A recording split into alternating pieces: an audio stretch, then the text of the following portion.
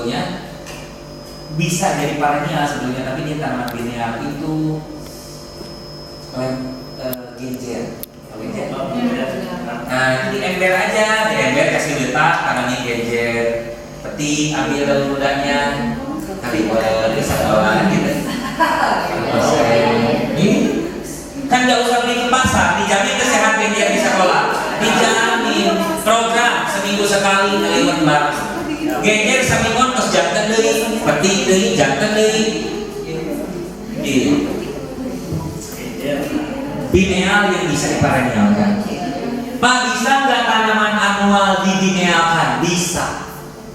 Makanya di permakultur ada strategi panen. Bawang daun teh tanaman anual, tapi kalau cara panennya nggak dicabut jadi biennial. Gitu bisa sebenarnya.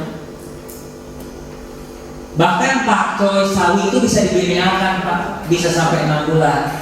Tapi jangan dicabut, dipetik terus daunnya sampai nanti keluar bunga, bunganya nanti ngeluarin biji, bijinya bisa ditanam. Sawi juga begitu. Kenapa harus panennya 50%? Supaya minim perawatan. Salah satu ciri parenial adalah minim perawatan. Gak usah disiram setiap hari parenial mah. Main sok video anu gaduh tangkal tibu kosong nyiram tibu karena 20%-nya jadi jangan sampai ibu bapak gara-gara ayam TDBA setiap sudut sekolah pakcoy. Aku kudu nyiram pagi sore dan karena tanaman itu adalah tanaman anual, panennya bareng. Pakcoy kan belum dipanen. Kawat ini tuh nanti fungsinya sebagai cerobong asap. Jadi nanti aplikasinya itu ramnya ini tuh disimpan di tengah sini. Ini dilubangin ya. Nah, lalu ini disimpan di sini. Tanpa adanya cerobong asap ini, proses pembakarannya nanti nggak akan bagus. Jadi sebagian besar malah akan jadi abu. Nah, kenapa perlu cerobong ini? Ini untuk jalur asapnya. Jadi asapnya itu akan keluar secara vertikal ke atas. Jadi dari lubang yang sama. Nah, sehingga bagian sekam yang lain itu matangnya merata. Nah, kita untuk bikin arang sekam ini nggak usah masukin kayak bambu kayu gitu, nggak usah. Cukup masukin kertas aja atau kayak dus gini. Tapi kalau yang bagus itu bekas-bekas kertas HPS, nggak usah terlalu banyak juga. Kalau koran nanti asapnya agak kurang enak ya kalau kehirup itu karena kan ada tintanya. Nah, jadi bagusnya pakai ini aja, pakai kertas putih aja.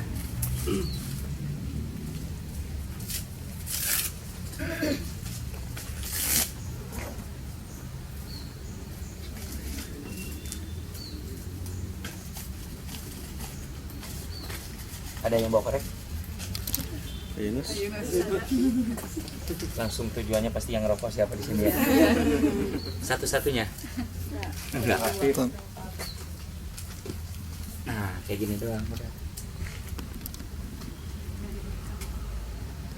Nah, ini pada saat udah menyala, ini jangan langsung dikubur buru-buru ya. Jadi udah nyala sebelah sini, kubur pelan begini.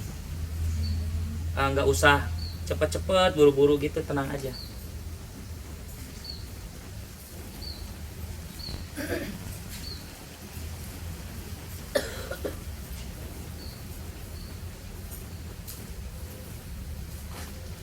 Kalau pakai sekam yang masih seger itu nanti si nyalanya itu lebih cepat meratanya. Kalau ini udah dia agak basah.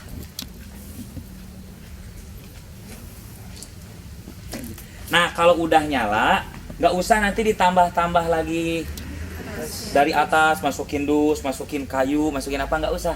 Karena api yang ada di bawah ini tuh fungsinya cuman buat nyalain di awal, gitu ya. Jadi kalau udah nyala, udah dibiarin aja. Nah, ibu bapak, kita akan banyak praktek hari ini dari mulai bikin sekam nanti sampai bikin media semainya, bikin media tanam, terus bikin beberapa nutrisi. Nah, materi-materi yang kita pelajarin hari ini tuh, ini yang nanti akan nyambung dengan proyek pembelajaran yang Ibu Bapak buat. Gitu. Jadi sekarang misalkan contohnya proyeknya itu penanaman, pemeliharaan, dan panen dari hasil tanaman misalkan kayak gitu kan. Kan itu proyek yang panjang. Berarti anak kan harus mulai dari bikin sekam bakarnya, bikin media tanam kan kayak gitu ya. Nyampur yang tadi apa? Media tanam yang 4. Bisa jadi proyek gak itu? Bisa. Nah, itu makanya kenapa tadi dari sisi pengetahuan harus tahu jenis-jenis benihnya apa. Karena itu yang nanti akan jadi konten pembelajarannya. Tanpa tahu konten-konten tadi, nanti pembelajaran berbasis proyeknya jadi susah gitu operasional. Nah, kan ini jadi tuh nggak susah nyala tuh. Basah ya, Pak? Ya, harusnya nggak kayak gini nih. Harusnya langsung nyala gitu. Coba ada kertas tadi. Coba Pak. Tapi masih bisa ini juga kalau nyala, cuman agak lambat aja. Kalau kita ke tempat ini, ke tempat penggilingan padi, banyak pilihan sekam itu. Ada yang lama kayak gini kan, yang udah berbulan-bulan. Ada juga sekam yang baru. Nah, nggak masalah sih ngambil yang kayak gini juga, cuman ini buat sekam yang mentah, nggak masalah, bagus-bagus aja. Tapi kalau buat yang bakar ya agak sulit nanti nyalainnya. Terus hasil pembakarannya nanti sebagian besar udah pasti jadi abu kayak gitu. Gak apa-apa kan, yang penting tahu tekniknya ya. Nanti kalau prakteknya kan bisa diulang lagi. Mahasiswa Ada, tapi dia akan nyebar terus, si baraknya tuh akan nyebar terus nyebar, akhirnya semuanya matang nanti lama kelamaan. Ciri-cirinya itu matangnya gimana? Warnanya hitam. Nah, yang paling penting dari cara pembakaran ini juga cara panennya. Jadi Ibu Bapak nanti kan ini nyala nih ceritanya ya, udah nyala nih, udah nyala. Ini tuh kan harus disapu. Jadi ini dibikin kayak gunungan kayak gini nih. Jadi nggak acak-acakan kayak gini, harus rata, lebar pinggir kanan kirinya. Nah, jika nanti sebagian besar sebelah kiri ini misalkan atau sebelah kanan ini tuh udah hitam, ini harus ditutup. Jadi nggak boleh ini hitam sebelah sini dibiarin aja, nggak boleh, harus ditutup. Nanti nyapu dari sana ditutupin ke bagian yang hitam. Jadi ini misalkan hitam nih, udah keluar asap dari sini, ditutup aja begini. Kalau nggak ditutup, nanti asapnya nggak jadi ke tengah lagi kan, jadi ke yang hitam di sini. Nah, karena ke yang hitam, nanti otomatis dia malah yang sebelah sini yang hitam ini jadi abu. Karena jalur asap ke yang hitam semua ke sini. Jadi panasnya yang mau kita bikin merata malah jadi nggak merata. Gitu. Nah, lalu kemudian pada saat pokoknya harus disapu-sapu aja terus. Misalkan udah hitam sebagian besar, sapu dari yang belum terus aja disapu. Sampai nanti itu buat apa? Pakai tongkat atau pakai sapu diratain dulu, terus disiram kayak gitu, disiram pakai selang sampai benar-benar mati. Jadi jangan sampai kan biasa disiram atasnya doang, kayak udah kering, padahal di bawahnya tuh masih nyala. Jadi harus benar-benar dibalik-balik pakai skop biasanya kayak gitu. Ini juga nyala tapi pelan-pelan lambat. Karena bisa bikin lontongan dari daun-daun. Nah, nanti kita bisa praktekin satu-satu. Kalau pakai apa? Wadah telur? Bisa. Wadah telur bisa. Nah, cuman yang pakai wadah telur disaranin nanti sayuran daun kayak pakcoy, selada gitu. Jangan yang kayak tomat gitu. Kan dia tinggi, sementara sih kan akar telur mah nggak dalam. Cekungan ininya kan nggak dalam. Makanya itu mah buat selada, cocoknya buat pakcoy kayak gitu. Nah, ini juga biasanya nyimpen benih di sini ya. Ini emang udah biasa di situ. Nah, biasanya benih itu dibolongin dulu si rockwoolnya pakai tusuk gigi, lalu benihnya nanti dimasukin satu. Dan rockwoolnya kan dipotong-potong dulu. Kan rockwool itu kayak buku gini nih. Kayak buku gini, lalu nanti digaris-garis pakai silet atau pakai cutter, dibikin kotak-kotak kecil. Kayak sebesar-besar es batu lah kayak gitu. Bolong-bolongin, masukin satu-satu. Tahu nggak rockwool dari apa? Bukan. Rockwool itu batu kapur yang dipanaskan dalam suhu tinggi. Makanya kenapa biji di sana bisa tumbuh. Kalau itu dikapas bisa tumbuh, tapi setelah dia tumbuh pasti mati. Kalau rockwool itu tumbuh ya udah tumbuh aja, karena apa? Di dalam si batu kapurnya itu banyak nutrisi yang bisa menumbuhkan si tanamannya itu. Jadi itu tuh batu kapur yang dipanaskan di dalam suhu tinggi akhirnya ngembang. Akar pelan-pelan kan begitu. Nah, resikonya ada akar yang putus. Nah, kalau di rockwool itu kan enggak. Nah, tapi nanti di sore hari kita akan praktek. Ada satu metode seakar-akarnya ke daun atasnya bersih dan minim hama. Ada nggak hama? Ya ada, tapi minim, jarang banget kebun hidroponik kena ulet gitu ya. Karena apa? Karena penyebaran hama. Ibu bapak lagi dipuput di sana atau berdiri. Ntar pingsan lagi. Nah, kalau hidroponik itu kan bersih. Pindah ke sini. Karena bersih, ibu bapak, nggak apa-apa geser ke sini aja. Sini. Karena sayuran hidroponik itu bersih dan dia kan nggak ditanam di tanah, maka penyebaran hama, penyebaran penyakit itu minim. Karena penularan penyakit hama itu dari mana? Dari tanah. Di tanah tumbuh rumput, dia ngelewat dari rumput yang di sini terus maju sampai tanaman puncak, tinggi, menengah, bawah. Puncak, tinggi, menengah, bawah itu bukan karena tangkalnya jangkung.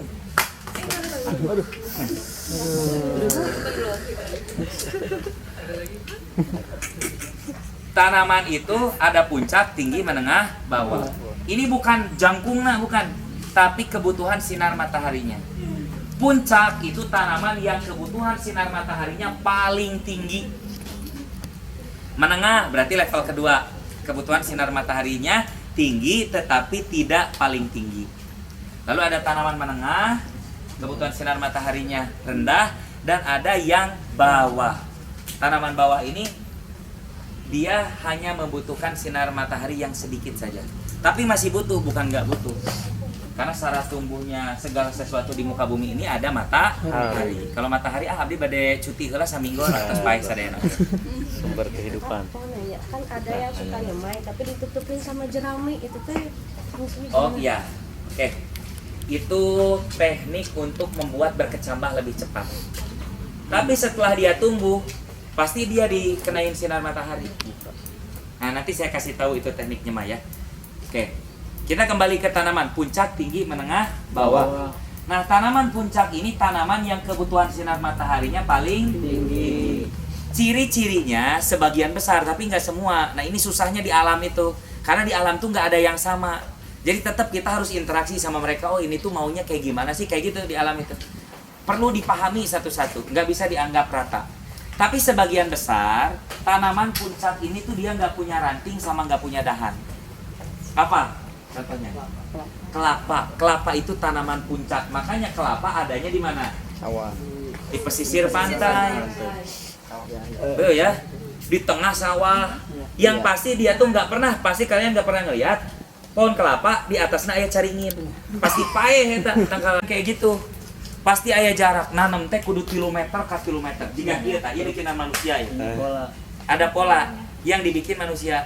Kalau di alam enggak, di sini ada pohon mangga, bisa aja di sininya dia ada nanas, bisa aja di sininya ada salak, kan begitu. Ada penumpukan ruang, makanya kalau kita masuk ke hutan kan rapat tanamannya. Beda sama main kayak ke ujung aspal, pinus kan ada jarak kan, atau ke campaka, karet kan ada jaraknya sama. Kenapa nggak ada penumpukan ruang? Nah, padahal di alam itu polanya kayak gini. Di hutan itu polanya kayak gini. Di sini ada palang, di sini ada kenanga, itu pola hutan itu. Ada contohnya di sini. Hutan life school. Nah, dan ibu bapak ini coba aja dibalik nasibnya. Kenanga di atas, palang di bawah, pasti palangnya mati. Gitu. Karena tanaman puncak itu ciri-cirinya dia tidak memiliki dahan dan ranting. Jadi dia harus terkena sinar matahari. Berbatang. Ya. Nah, lalu ada tanaman rendah. Tanaman rendah ini yang paling minim kebutuhan sinar mataharinya. Nah, biasanya tanaman rendah ini adalah tanaman yang disebut tanaman bawah. Keluarga rimpang-rimpang, terus umbi-umbi seperti talas.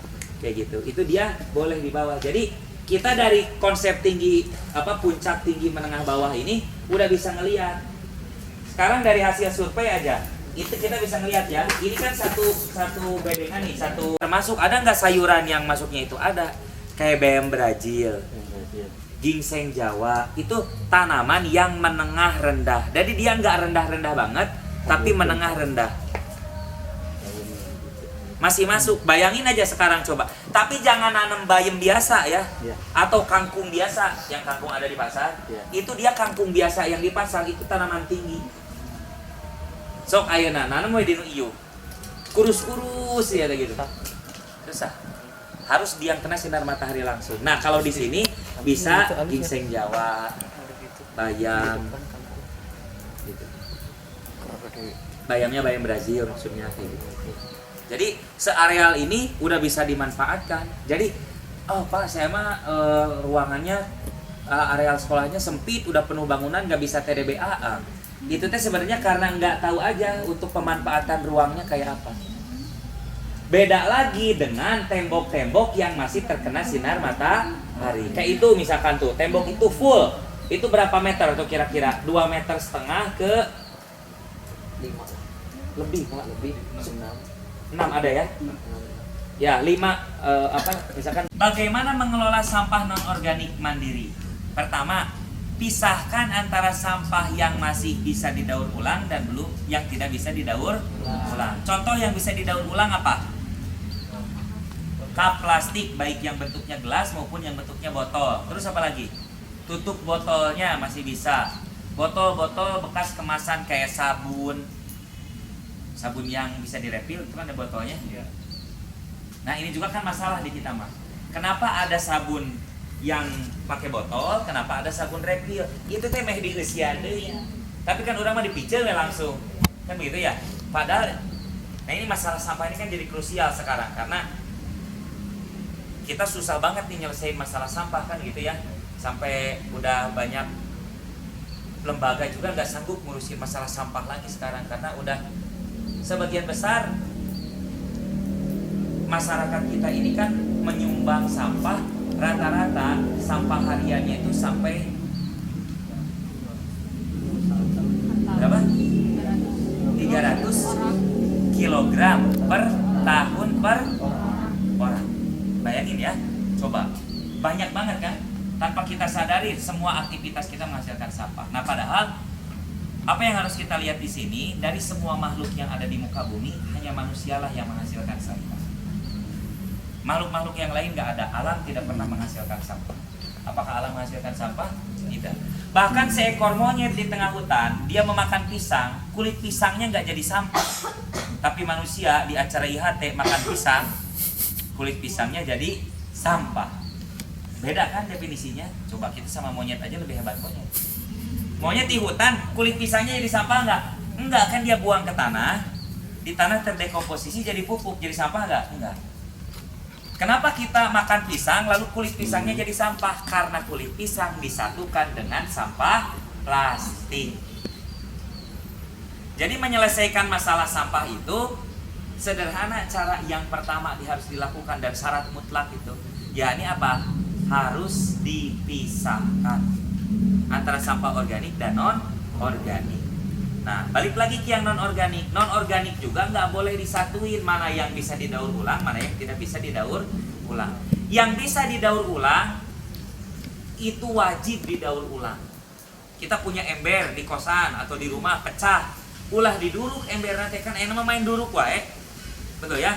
Atau buang ke TPA kan begitu. Nah, sebaiknya itu kita daur ulang. Cara mendaur ulangnya gimana? Nunggu tukang rongsok atau setor ke bank sampah.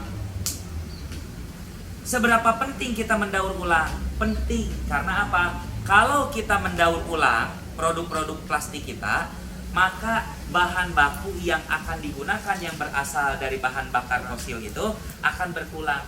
Jadi kita nggak akan selalu menggunakan minyak bumi atau bahan bakar fosil untuk membuat biji plastik baru. Gitu ya. Nah, di Indonesia itu ada pabrik plastik yang cukup besar, bahkan terbesar mungkin di Indonesia. pabrik biji plastik namanya tuh Chandra Asri. Saya kebetulan pernah ngelola CSR-nya Chandra Asri.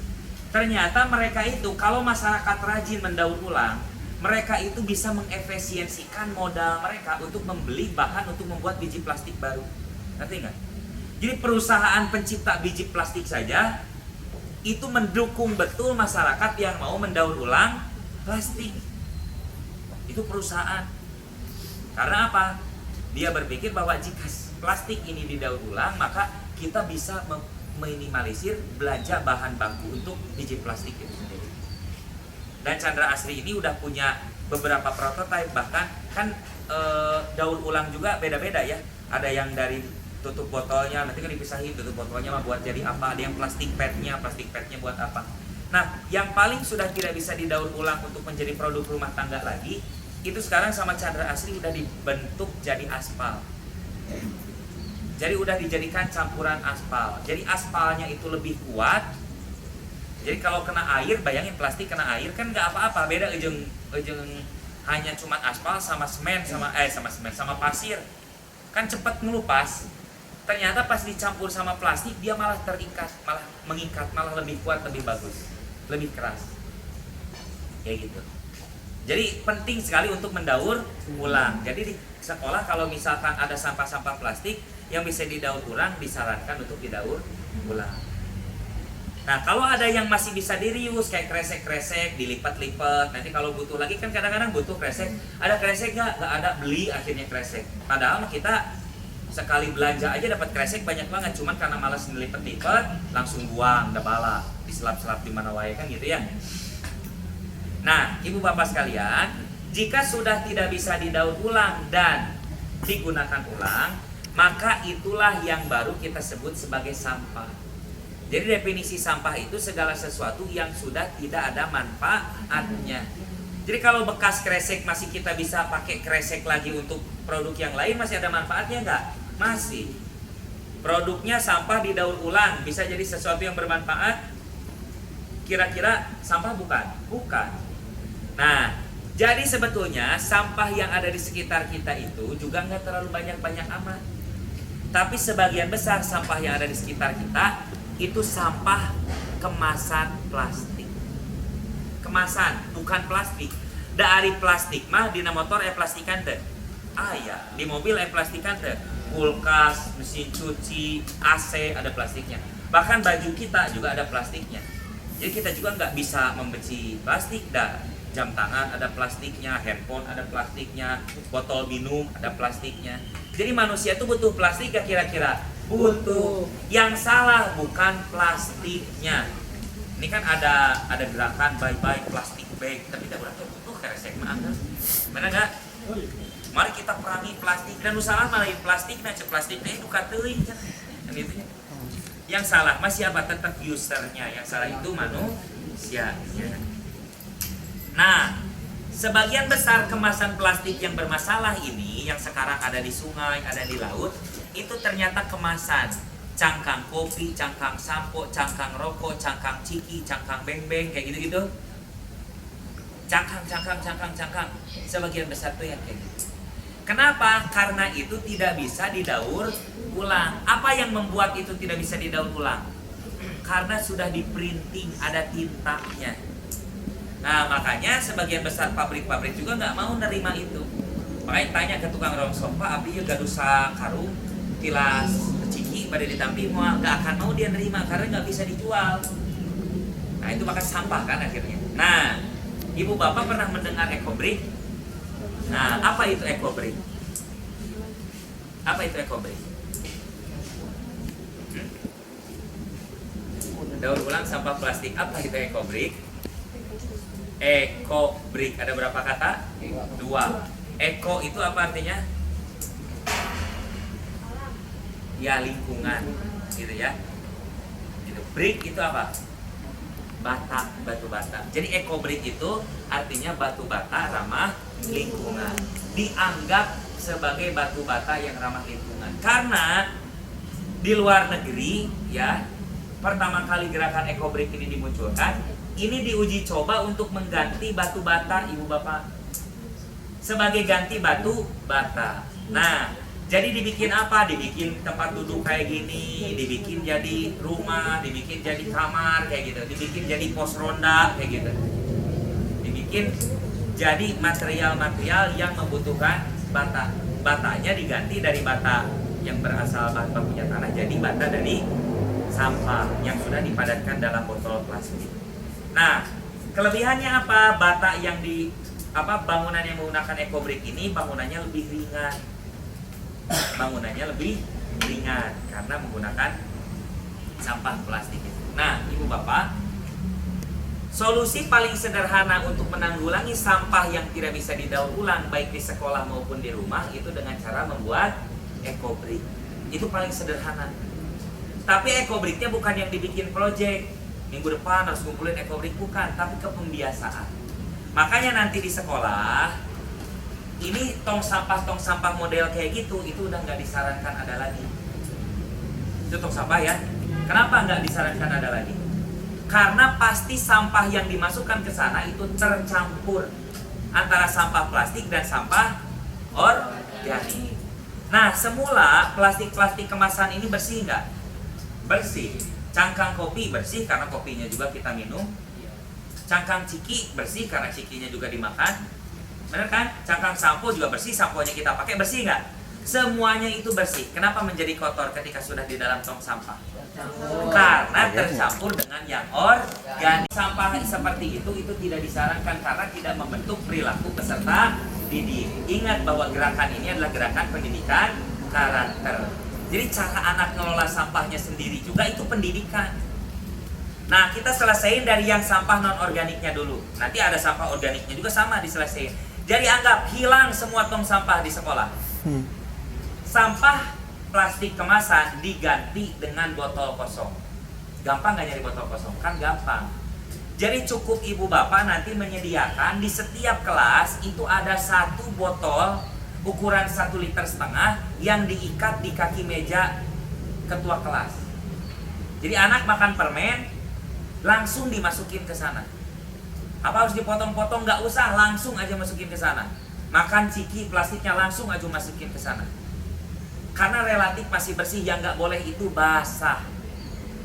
Yang nggak boleh itu kotor, udah kena air hujan, udah kena tanah dimasukin ke sana nggak boleh. Tapi kalau cuman bekas ciki masukin ke sana, bekas bembeng masukin ke sana itu nggak apa-apa. Jadi sebagian besar pembentukan perilakunya anak membuat EcoBrick itu bukan proyek, tapi dia sadar bahwa dengan dia memasukkan sampahnya ke sana, sampahnya itu bisa bermanfaat menjadi EcoBrick. Setelah EcoBricknya terkumpul menjadi 19, sudah bisa dibuat menjadi satu kursi. Dan bayangin, untuk bisa menghasilkan EcoBrick penuh 1,5 liter itu membutuhkan 800 gram sampah plastik. Kalau dimasukin ke karung itu bisa 2 karung sampah plastik masuk hanya dalam satu botol setelah dipadatkan. Selesai tanya masalah yang kemasan tadi yang gak bisa didaur ulang dan gak bisa digunakan ulang. Kan gak mungkin bekas sampo digunain lagi sama kita, plastik kecil gitu ya. Gak mungkin. Nah yang kedua, masalah sampah organik. Sampah organik itu bahan-bahannya apa? Ya segala sesuatu ya organik tentunya. Apa aja? Sisa makanan, kulit buah, kulit sayuran, kan kayak gitu ya. Lalu apa? Daun, baik daun yang hijau maupun daun yang kering, kayak gitu. Nah di sekolah nanti perlu mengembangkan 3 metode untuk mengolah sampah organik. Kok banyak banget metodenya sampai 3, sementara yang plastik cuma 1. Yang plastik itu memang metodenya 1 yang EcoBrick, tapi kan yang didaur ulang, yang digunakan ulang gitu ya. Kenapa sampah organik metodenya lebih banyak sampai 3? Karena 60% sampah yang dihasilkan oleh manusia adalah sampah organik. Jadi kita tuh menghasilkan 60% lebih banyak sampah organik. Coba ibu-ibu yang masak di dapur, bikin sop aja, itu sampah organiknya pasti udah banyak banget. Sampah plastiknya mah cuman bekas masak kok bener. Tapi sampah organiknya kulit bawang merah, kulit bawang putih, kulit wortel, kulit kentang, kulit kol ada kulitnya, enggak bonggolnya ya. Apalagi, terus buncis itu apanya? Rambutnya gitu. Nah, itu udah jadi sampah. Banyak kan? Berarti 60% sampah yang dihasilkan kita itu adalah sampah organik. Nah, Dan sampah organik inilah yang paling berbahaya buat alam, buat ekosistem. Kenapa? Karena sampah organik ini, Ibu Bapak, biasanya budaya kita sampah organik dicampur dengan sampah non organik. Setelah itu kita masukin ke dalam satu kresek, kita buang ke TPA. Dan dia menumpuk di TPA, Ibu Bapak, campur sampah organik, sampah non organik. Yang memunculkan bau yang organik, yang non organik. Yang memunculkan belatung dan lalat organik, non organik. Yang mencemari udara organik, non organik. Organik. Gitu ya. Jadi itu yang menyebabkan masalah itu yang organik. Yang menjadi sumber penyakit juga yang organik. Nah, maka sampah organik yang tertimbun di TPA ini melepaskan satu gas. Ya, karena kehujanan, kepanasan, dia menimbulkan gas yang disebut gas metana. Gas metana ini berbeda dengan karbon dioksida, dengan CO2 itu beda. Apa bedanya? Gas metana ini tidak bisa diurai atau diubah menjadi oksigen. Jadi tanaman tidak punya daya, tidak berupaya untuk bisa mengubah gas metana itu. Karena gas metana itu gas berbahaya. Beda sama karbon, masih mending karbon bisa diubah jadi oksigen. Nah, gas metana ini tidak bisa. Akhirnya gas metana ini menguap ke atmosfer. Dan di atmosfer dia membuat sebuah lapisan yang disebut gas rumah kaca. Jadi seperti lapisannya yang itu lapisan itu yang terbentuk dari gas rumah kaca itu, sehingga menyebabkan apa? Sinar matahari yang menyinari bumi tidak bisa terpantul lagi ke atmosfer. Kebayang nggak? Sinar matahari nyinari kita nih, kan harusnya terpantul lagi ke atmosfer sinar mataharinya. Nah, ini enggak, tertahan di gas rumah kaca tadi. Dari gas rumah kaca tadi dia kena lagi ke bumi. Kira-kira apa yang terjadi? Panas. Jadi kita itu kayak lagi di presto sekarang. Makanya kenapa iklim kita kan secara makro kan berubah, tuh ya.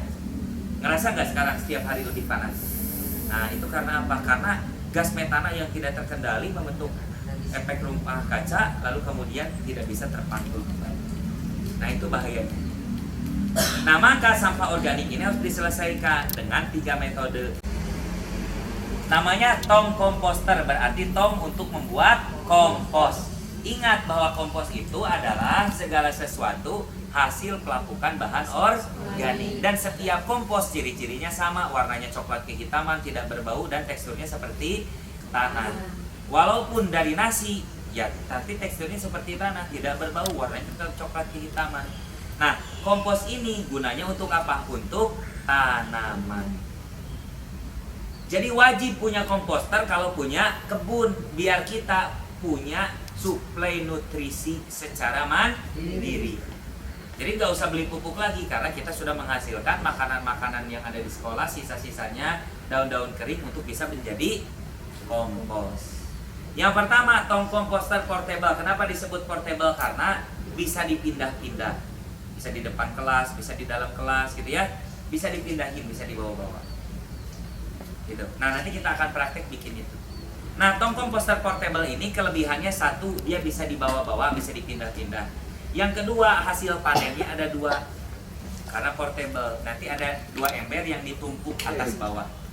Bagian ember atas untuk menampung sisa organik yang nanti akan berubah menjadi kompos. Ember bagian bawah itu untuk menampung air lindi. Air lindi itu apa? Air hasil pembusukan sampah organik. Jadi setiap sampah organik yang membusuk itu akan mengeluarkan air lindi. Nah, air lindinya akan tertampung di ember yang bagian bawah. Nanti air lindi ini bisa kita panen dan bisa kita jadikan pupuk untuk tanaman. Jadi dari satu tong komposter itu kita dapat 2 pupuk. Satu pupuk padat dalam bentuk kompos padat. Yang kedua pupuk cair yang sumbernya dari air lindi. Kayak gitu. Nah, yang kedua metodenya itu tong komposter tanam. Kalau tong komposter tanam sesuai namanya, dia ditanam. Cuman butuh 1 ember, nanti embernya dibor, sekelilingnya dibolongin, bawahnya dibolongin, lalu ditanam. Nah, semua sampah yang kita masukin ke sana, air lindinya langsung diserap oleh tanaman di sekitarnya. Maka artinya apa? Semakin banyak kita masukin sampah ke tong komposter tanam, sama dengan kita sedang memberikan catering makanan bagi tanaman yang ada di sekitarnya. Close loop, jadi sama tadi seperti angka 8 seperti angka 0, dia itu punya manfaat yang terus menerus. Yang ketiga, metodenya dengan banana circle, lingkaran yang dikelilingi oleh pohon pisang. Nah, ini metode yang paling gampang. Gampang karena apa? Karena kita nggak membutuhkan bahan apapun, cuman punya lubang dan sekelilingnya dikelilingi pohon pisang. Apa yang bisa dimasukin ke sana? Semua sampah organik bisa, sisa makanan bisa, daun bisa, ranting bisa, apapun bisa. Nah, kelebihannya yang di banana circle ini, dia menjadi kompos lebih cepat. Kenapa? Karena dibantu oleh bakteri-bakteri yang terdapat di akar pohon pisang. Pohon pisang itu sebagaimana kita tahu kan basah, dia lembab. Betul ya? Karena dia lembab, maka struktur akarnya itu pasti basah, lembab. Karena lembab, maka akar-akar pohon pisang ini menjadi habitat bagi mikro dan makroorganisme. Makanya kenapa kalau ada orang mau mancing, nyari cacing, pasti di dapuran tangkal cau. Itu yang membuktikan di satu banyak unsur hidup yang bisa membantu proses penguraian dengan cepat. Jadi simpelnya gimana? Punya sampah ya lempar aja ke lubang itu. Punya sampah organik lempar aja. Nanti seiring berjalannya waktu dia akan berubah terdekomposisi menjadi kompos. Dan setelah menjadi kompos kita bisa panen dan kita bisa berikan ke tanaman. Kelebihan lainnya, pisang yang ditanam di sekitaran banana circle itu pisangnya biasanya lebat, subur. Kalau sudah berbuah, buahnya besar-besar. Simple. Jadi ada berapa metode pengolahan sampah organik? 3. Apa aja? Komposter tanam, portable, tanam, dan banana circle. Yang banana circle itu yang tadi, gitu ya. Berarti kalau yang tadi yang ditanam itu bisa kayak pakai lubang biopolis ya? Bisa. Nah, yang tong komposter tanam dia berfungsi juga sebagai lubang bioporis, sama. Jadi selain dia bisa menyimpan sampah secara sengaja, air-air yang ada di sekitarnya nanti meresap ke sana dan dia akan terus terisi secara vertikal ke bawah. Itu disebutnya jadi water catchment area, areal tangkapan air. Jadi kita punya cadangan titik-titik air di rumah kita atau di sekolah. Kan masalah masyarakat urban, masyarakat modern itu, dia tuh ngambil air dari sumur tapi nggak pernah mengembalikan air ke bawah tanah. Ngambil air dari mana? Sumur, piceun langsung ke mana? Ke solokan ke bawah palim, kemana-mana. Akhirnya apa? Ketika kemarau, sebagian besar sumur-sumur kita tidak ada airnya karena nggak pernah meresapkan air. Padahal air itu prinsipnya ada 3. Prinsip air itu ada 3. Yang pertama slow it, yang kedua sink it,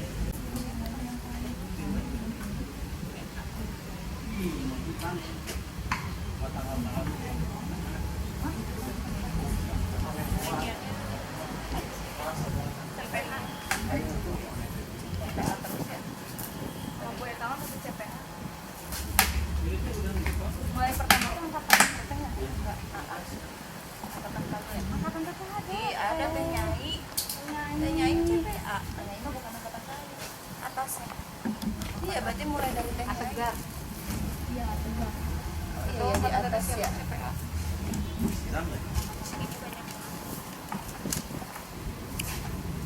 kenapa kalau nggak teh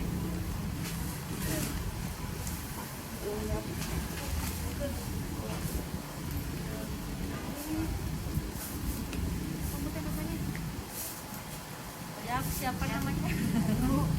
Dulu. Nih masukin ke sini nih. Atau sini aku. Ini Bu cabe nih. Atau ke sini Cabe jauh. coy ini. Sama berarti. Ini cabe. Oh, taruh satu aja satu. Dan cabe.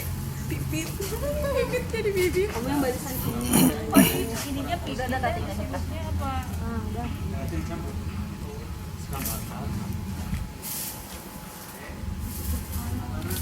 Ini nih 4 lagi nih. 4 lagi.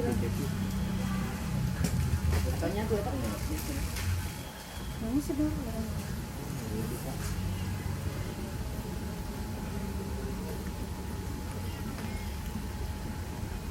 Langsung kan bisa. Aduh. Kan yang terlalu. Mana? Beda.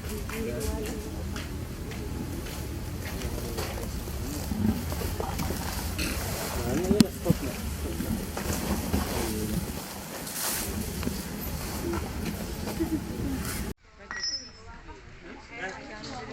Lelah.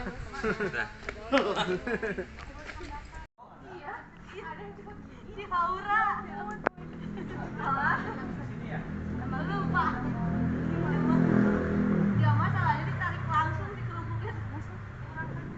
Oke. Sorry. Itu bapak kan ini. Kalau kayak ini mah sorry dong. Kalau ke Durumu mau sorry ya. Nggak mungkin bilang sorry. Bye. Mat ini Mat Tobi lebay. Jangan dua harapan. Jadi mesti era. Kita harap izinnya. Banyak banget hasilnya, cuman habis berapa telur ini?